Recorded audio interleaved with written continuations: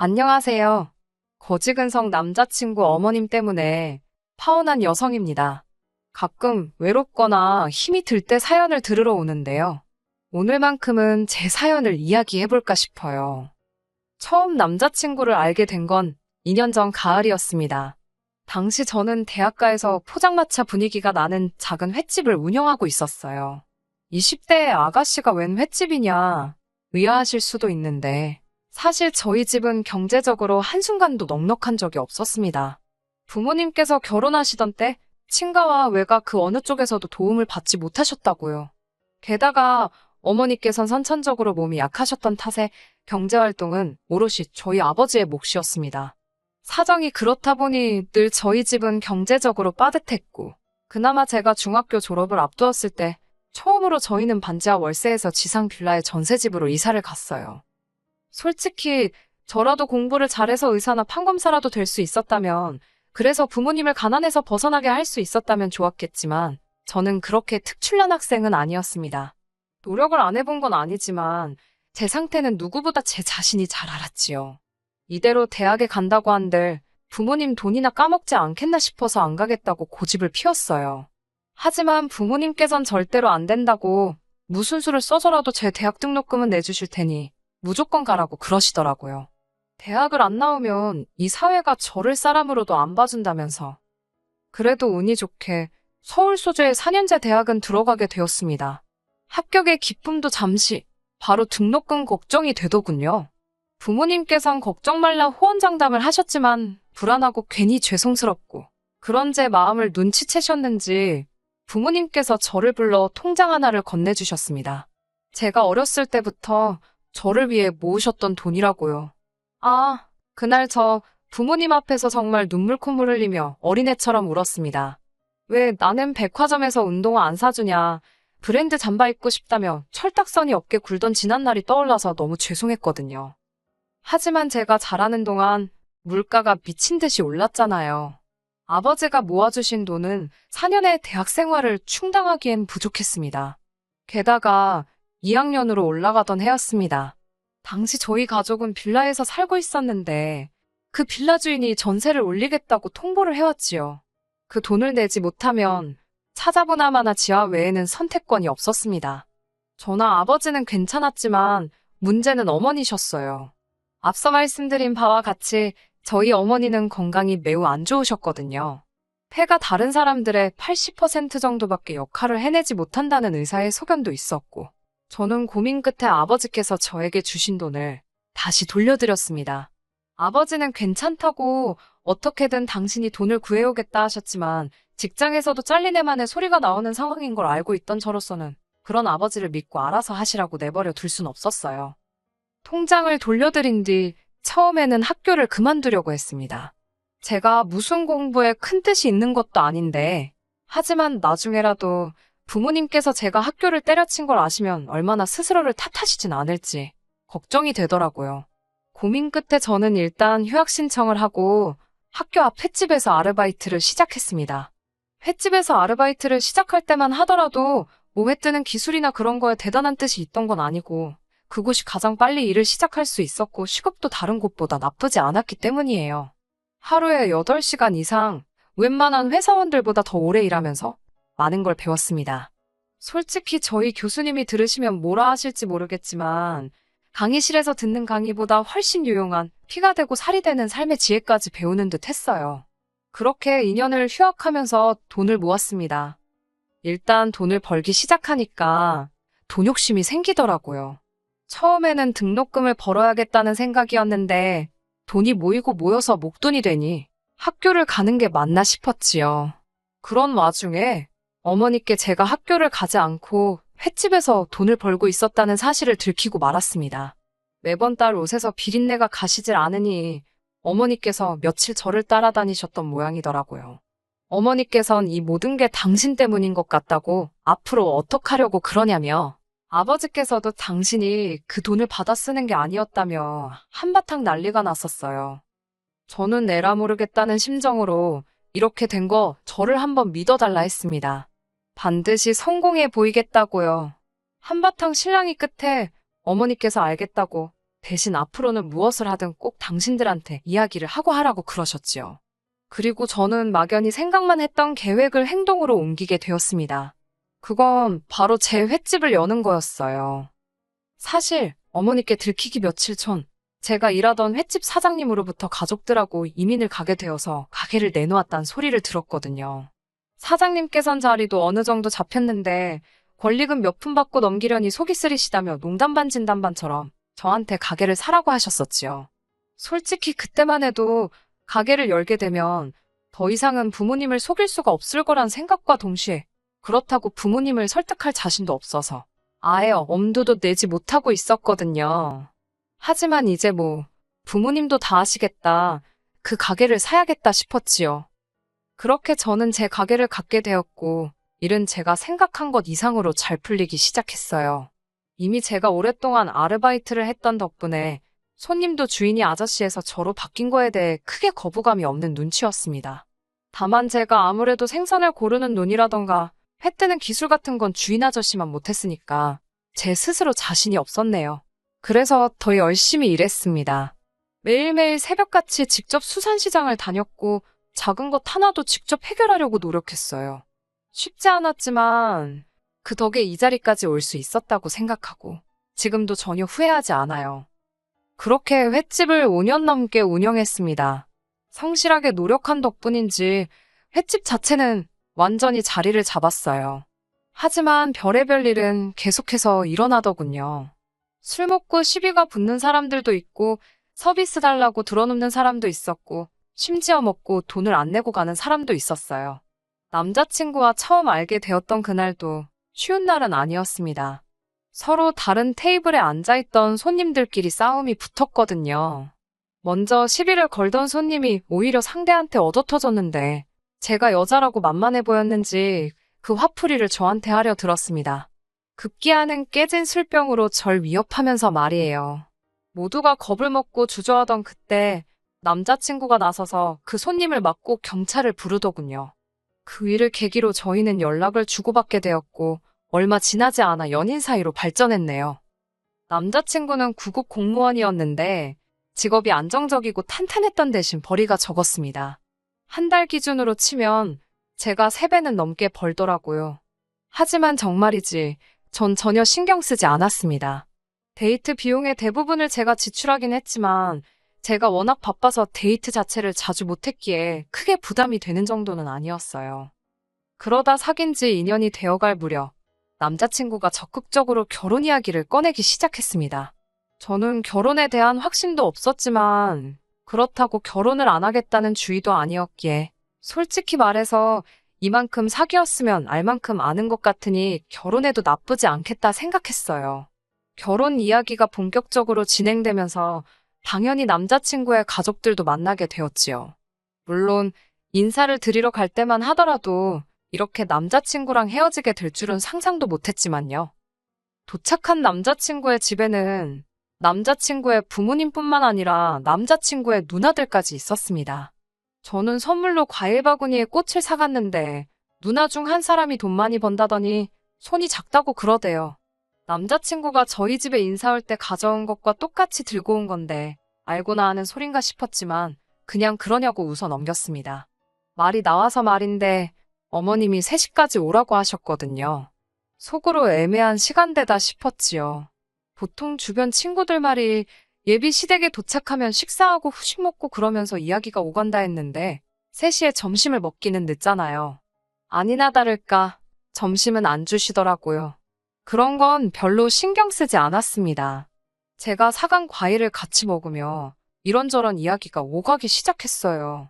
어머님께서는 기다렸다는 듯이 제가 어느 학교를 나왔는지, 부모님은 무슨 일을 하시는지와 같은 것들을 물어보셨습니다. 남자친구 말로는 대략적인 건 이미 다 어머님께 자기가 말씀드렸다고 크게 신경 쓸 건 없을 거라고 했는데, 사실 대학을 마치지 못한 게 자랑거리는 아니잖아요.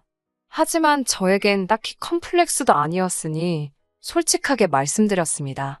그러자 어머님께선 고졸인데 대학까지 나와서 공무원을 하고 있는 당신 아들하고 수준이 맞냐는 식으로 저를 무시하시더라고요. 게다가 옆에 있던 남자친구의 누나들까지 나서서는 사람이 돈이 전부가 아니라는 둥, 머리에 든 게 있어야 된다는 둥, 말 같지도 않은 소리를 해대기 시작했어요. 이때 남자친구가 나서서 그러지 말라고 한마디만 했어도 저는 가만히 있었을 겁니다.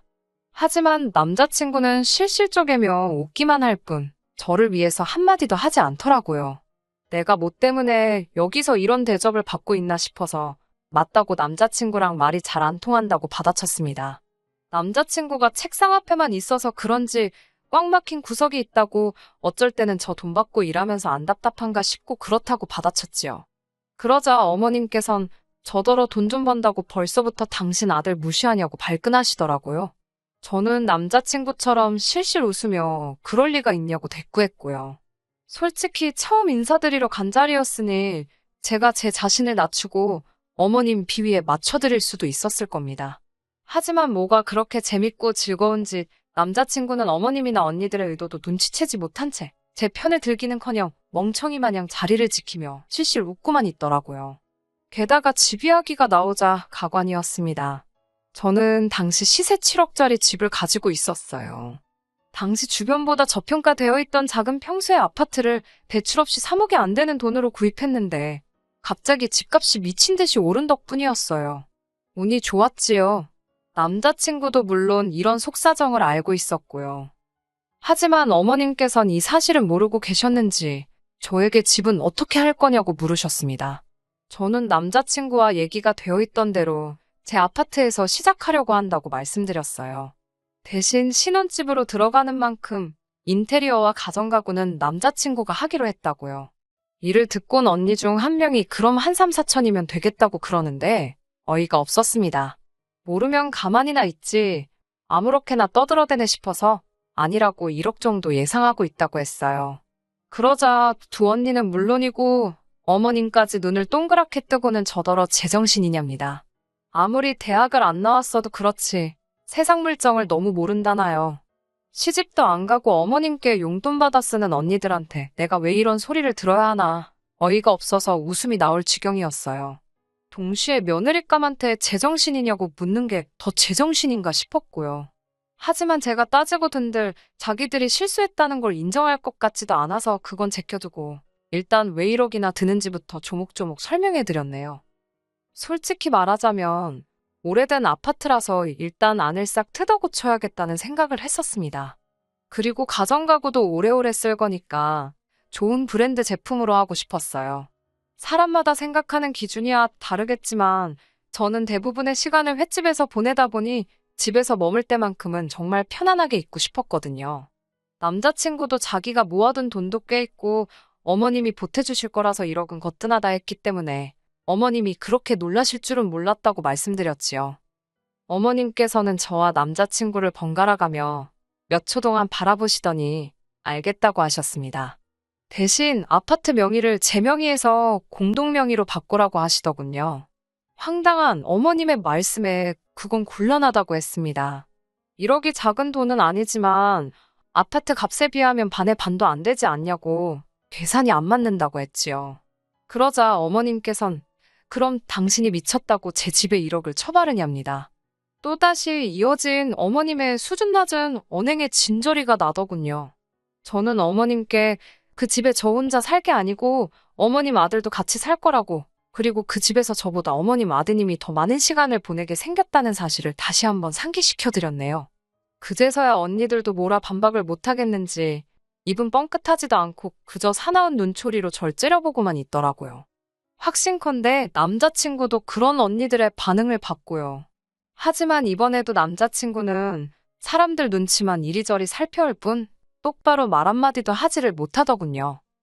어머님과 언니들 그리고 제 사이에서 신경전이 이어지는 동안 남자친구가 하는 일이라곤 고작 실실 웃거나 눈치를 살피는 게 전부였습니다. 그러다 기껏 생각해낸 소리가 제가 효녀라는 이야기였어요. 다짜고짜 어머님께 그래도 제가 참 효녀랍니다. 매달 돈 벌면 제일 먼저 부모님한테 용돈으로 200만 원씩 보내드린다고요. 뭐 한다고 쓸데없이 그런 소리를 하나 싶어서 저도 모르게 한숨이 나오더군요. 남자친구의 이야기를 가만히 듣고 계시던 어머님께선 그러면 결혼해서도 계속 그렇게 친정에 돈을 가져다 줄 생각이냐고 저에게 물으셨습니다. 저는 조금도 주저하지 않고 그럴 거라고 했어요. 어머님이 제 대답을 마음에 들어하지 않으실 거란 건 예상했지만 그렇다고 거짓말을 하고 싶지는 않았지요. 그러자 어머님께선 이것 보라며 결혼하면 남편이 버는 돈이건 제가 버는 돈이건 부부 공동재산이랍니다. 그러니 남편과 상의를 하고 어른들 의견도 물어야 하는 거라대요. 100번 양보해 남편이랑 상의를 하는 건 그렇다 쳐도 왜 어른들하고 상의를 해야 하는 건지는 이해가 도통되지 않아서 왜 상의를 해야 하냐고 여쭈었어요. 그러자 어머님께선 당연한 거 아니냐며 당신은 친정에 재산 빼돌리는 며느리는 볼 생각이 없으시답니다. 그러자 한 언니가 아니면 양가에 똑같이 잘하면 되겠네 그러는 거예요. 다른 언니도 그 말이 정답이라면서 양가에 똑같이 하면 아무런 문제될 게 없답니다. 다들 미쳤다 제정신이 아니다 싶었지요. 솔직히 이때는 이미 결혼하겠다는 생각은커녕 갈 때 가더라도 할 말은 하고 나가야겠다 싶어 어머님을 똑바로 쳐다보고 말씀드렸습니다. 어머님, 저희 부모님은 당신들 드실 거 못 드시고 입을 거 못 사입으시며 저를 키우셨지만 어머님은 뭐 절 위해 하신 일이 있으신가요? 막말로 저 잘하는 동안 1,000원 한 장 보태신 게 없지 않냐고. 효도를 받고 싶으시면 어머님이 공들여 키운 자식들한테 받으시면 될 것 같다고 했습니다. 어머님의 얼굴은 점점 울그락불그락 변해갔고 이번만큼은 남자친구도 상황이 잘못되어 간다는 걸 눈치챘는지 절 잡아 끌어서 집 밖으로 나가더군요. 제가 왜 이러냐고 이 손 놓으라고 남자친구 손을 뿌리치니 남자친구가 저더러 너야말로 왜 그러냐입니다. 결혼 안 할 거냐고 적당히 대충 맞춰드리면 되지. 왜 그렇게 다 따박따박 말대꾸를 하냐고요. 어이가 없어서 뭘 대충 맞춰드리냐고 그러다가 내가 지키지도 못할 말에 대답해서 콧개일 일 있냐고 보아하니 당신 어머님 내 약벌이랑 그런 걸로 후려치기 하실 심산이신가 본데 어림없다 했습니다. 그러자 남자친구도 무슨 말을 그렇게 하냐면서 저더러 돈 좀 잘 번다고 유세 부리지 말라대요. 어이가 없어서 저는 남자친구더러 가서 당신 식구들한테 없는 티 좀 내지 말라고 그러라고 거지도 아니고 왜 남의 재산에 맘대로 숟가락을 얹으려 하는지 이해가 안 된다 했습니다. 그러자 이제 남자친구도 제가 자기 식구들더러 거지라 했다고 저한테 고래고래 소리를 지르고 저도 좀 전까지 어머님과 두 언니들한테 당한 수모가 생각나서 같이 악을 쓰고 저는 이러고 있는 거 자체가 스트레스고 짜증이라고 결혼이고 뭐고 없던 일로 하자고 했습니다. 막말로 너랑 결혼 안 해도 나는 손해볼 거 하나 없다고요. 그렇게 파혼을 하고 3주쯤 지났을 무렵 남자친구가 이야기를 한 건지 횟집으로 남자친구 어머님과 두 언니가 찾아왔더라고요.